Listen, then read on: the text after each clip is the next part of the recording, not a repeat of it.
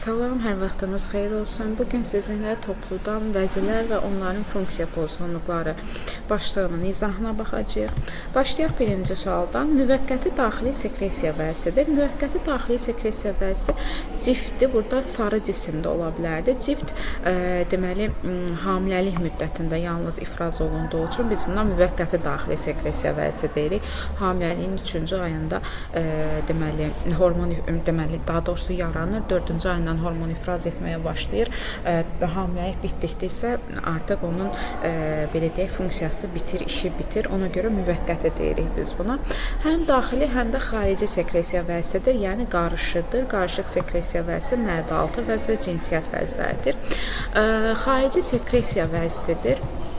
Baxın, bunlardan ağız suyu ağız boşluğuna ifraz olunur. Qana hormon ifraz etmədiyi üçün daxili sekresiya vəzisi deyil. Timusdur, qalxana bənzər vəzi, hipofiz, böyrək üstü, epifiz bunlar daxili sekresiya vəzisidir.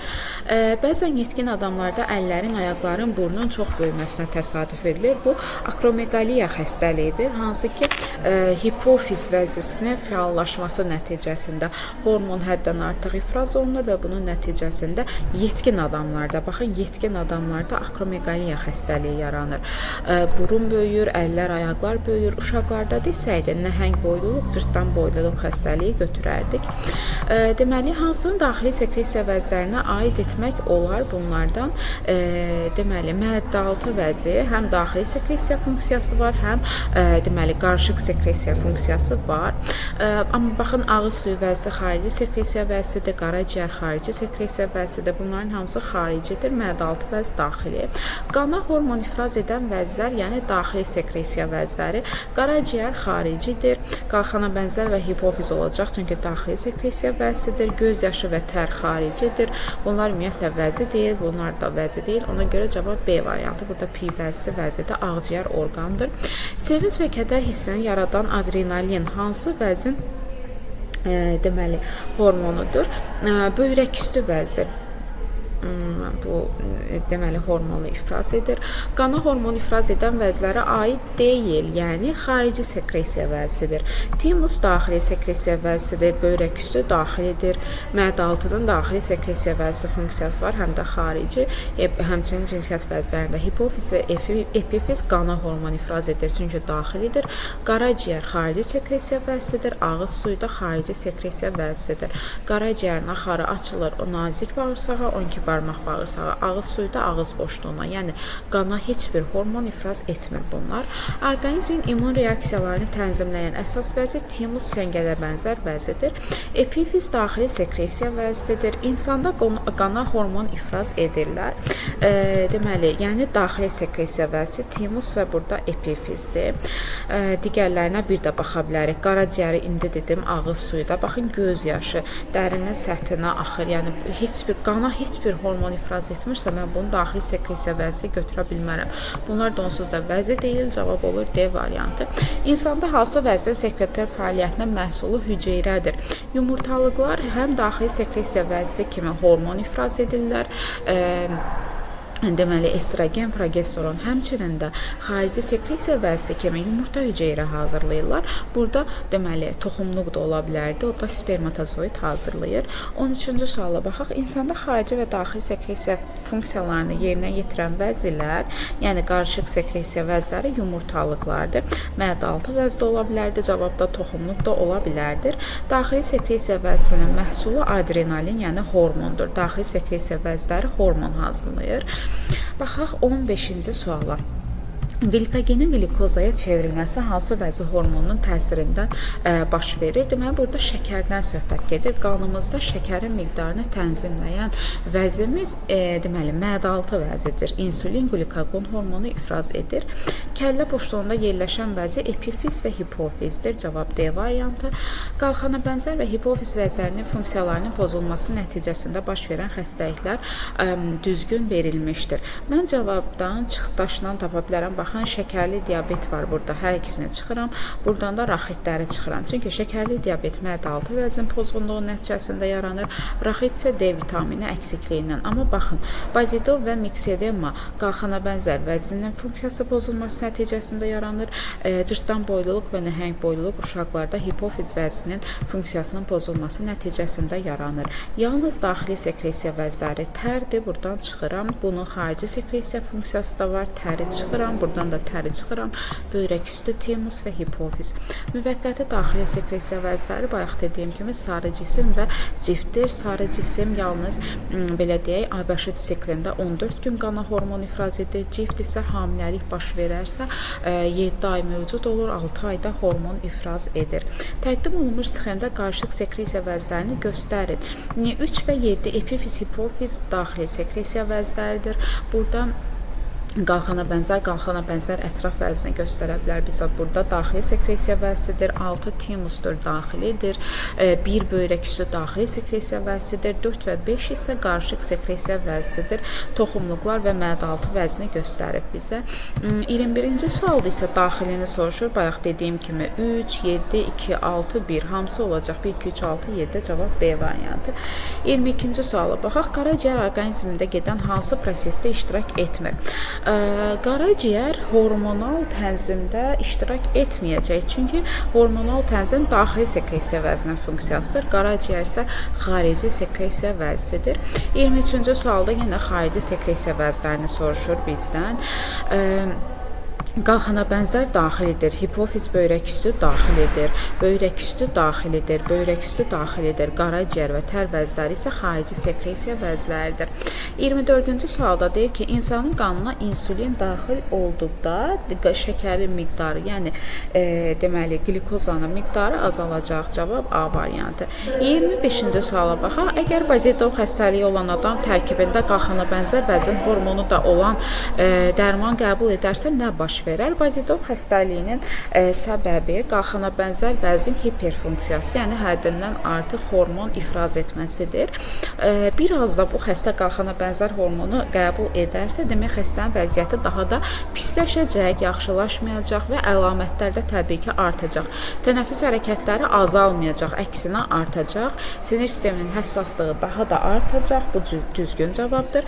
Ürək tisik, döyüntü artacaq, tisikl azalacaq, yəni bunlar da səhvdir. Cavab C variantıdır. Qalxana bənzər vəz və hipofiz vəzlərinin funksiyalarının pozulması nəticəsində baş verən xəstəliklər. Yenə çıxaram raxiti, çıxaram şəkərli diabeti, yenə çıxaram raxiti. Buradan da yenə raxiti. Deməli, raxit D vitamini, şəkərli diabet mədə-altı vəzin funksiya pozğunluğudur.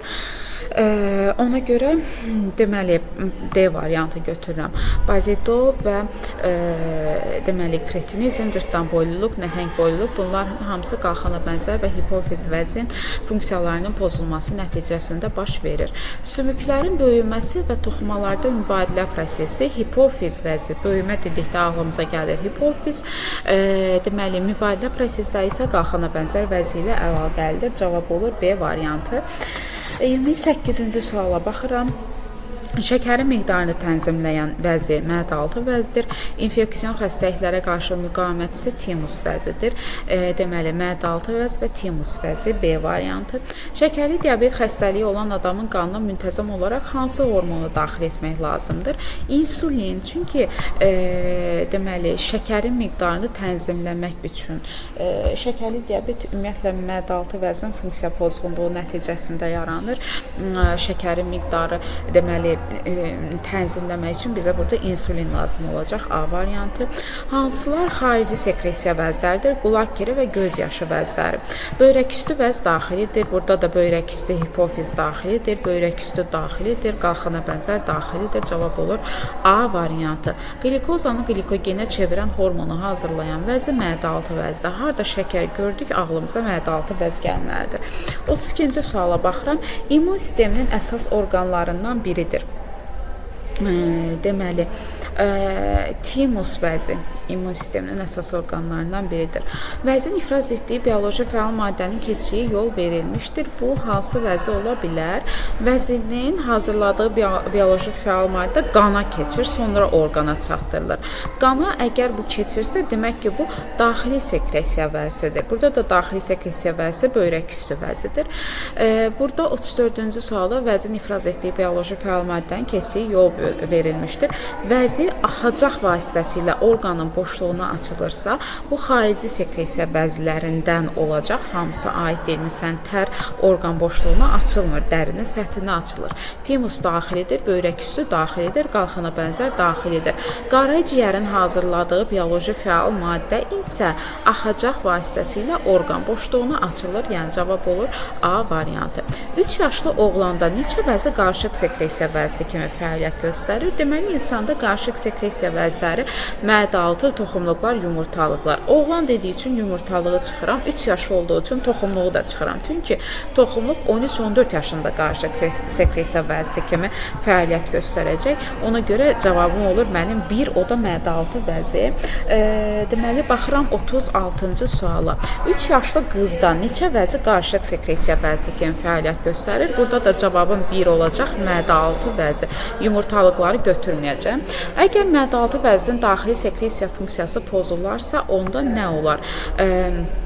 Qanda şəkərin miqdarının tənzimlənməsi pozular. Daxili sekresiya funksiyası qanda şəkərin miqdarını tənzimləməklə əlaqəlidir. Öd ifrazı ümumiyyətlə qaraciyərlə bağlıdır. 12 barmaq bağırsaqda həzm prosesi o zaman pozular ki, bizə desin ki, daxili yox, xarici sekresiya funksiyası. Çünki onun mədə-altı vəzinin xarici sekresiya funksiyasıdır. Bu B variantı da həmçinin xarici sekresiya funksiyasıdır. Adrenalin hormonu isə ümumiyyətlə mədə-altı vəziyə aid deyil. İnsan orqanizmində vəzi qrupları hər bir vəzi qrupuna daxil olan vəzilərin sayını soruşur bizdəki, yəni müqayisə eləyək sayına görə çoxdan aza.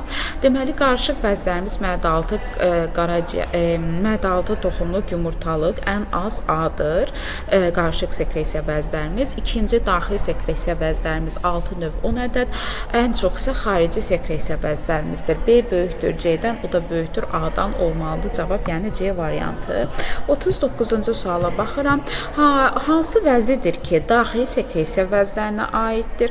Əsas bədən boşluqlarında yerləşmir və sayı 4 ədəddir. Mənə əsas burada istiqaməti verən əsas bədən boşluqlarında yerləşmir sözüdür.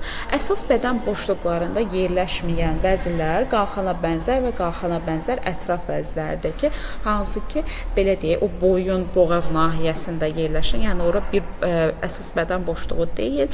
Amma ikinci mənə istiqamət verən nədir? Sayı 4 ədəddir. Sayı 1 ədəd desəydi 40-cı sualdakı kimi, baxın, mən qalxana bənzər vəzi götürəcəkdim. Sayı 4 ədəd dediyi üçün qalxana bənzər ətraf vəzi götürürəm. Sayı 1 ədəd olan qalxana bənzər vəzdir, sayı 4 ədəd olan qalxana bənzər ətraf vəzdir. Və məndən hazırladığı hormonu soruşur. Hazırladığı hormon parat hormondur. Cavab C variantı. 40-cı sualda da qalxana bənzər vəzin hazırladığı hormonu soruşur. Deməli, tiraksindir, triattiranindir. Cavab olacaq B variantı. 41-ci suala baxıram. Əgər insanda mədə-altı vəzinin xarici sekresiya funksiyası pozularsa, baxın, bayaqki sualdır. Burada çaşdırmaq üçün o variantı verməyiblər. Məsələn, desəydi ki, qanda şəkərin miqdarının tənzimlənməsi pozular, mən bunu götürməyəcəkdim. Çünki o daxili sekresiya funksiyasıdır.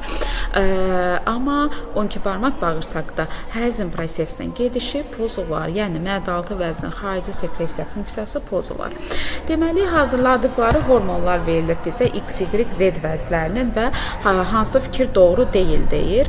İnsulin, gəlin yanından yazaq, daha aydın olsun. Bu pis olacaq, yox. Deməli, X mədə-altı vəzidir, insulin hazırlayıb. Adrenalini böyrək üstü vəzi hazırlayacaq. Triaksini isə qalxana bənzər vəzi.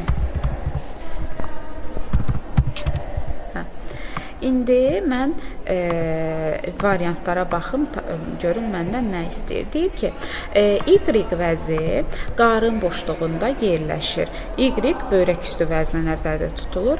Bəli, qarın boşluğunda yerləşir böyrək üstü vəzi böyrəklərin üstündə. Y vəzisi daxili sekresiya vəzisidir. Yəni böyrək üstü vəzi daxili sekresiya vəzisidir. Bu da düzgündür. X vəzi qarışıq vəzlərə aid olub, həzm şirələri və hormonlar sintez edir. Bəli, mədə-altı vəzi həm həzm şirəsi ifraz edir, həm də qana hormon, insulin, qlikagon hormonu ifraz edir. Z vəzinin hormonlarının çox ifrazı maddələrin mübadiləsini sürətləndirir. Bəli, düzgündür. Qalxana bənzər vəzinin normadan artıq ifraz olunması deməli maddələrin mübadiləsini sürətləndirəcək. DN-də çıxıram.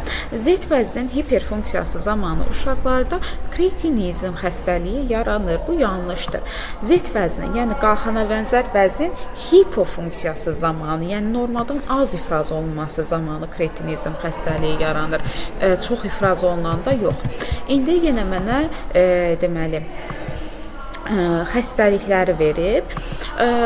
Qalxana bənzər vəzin hipofunksiyası normaldan az ifraz olunması nəticəsində həm miksedema xəstəliyi yarana bilər yetkin insanlarda. Amma uşaqlarda yaranar. Bir dəqiqə, buna da çıxaq buradan.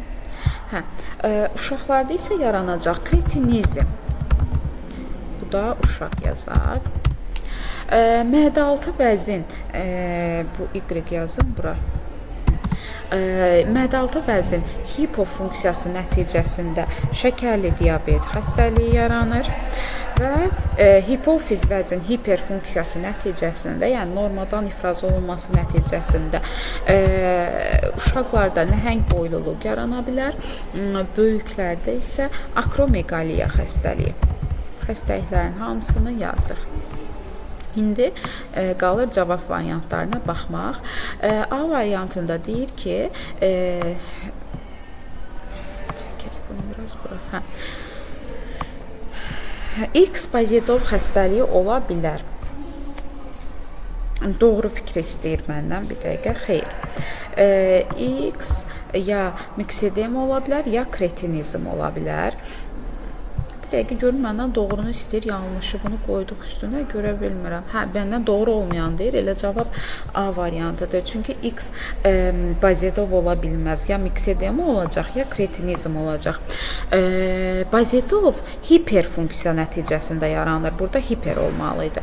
Cavab olur A variantı. Digərlərinə də baxaq. Baxın, Z akromegaliya ola bilər, düzdür. Y şəkərli diabet ola bilər. Z gigantizm, yəni nəhəng boyluluq ola bilər. X kretinizm ola bilər. Baxın, ola bilər uşaqlarda, düzgündür.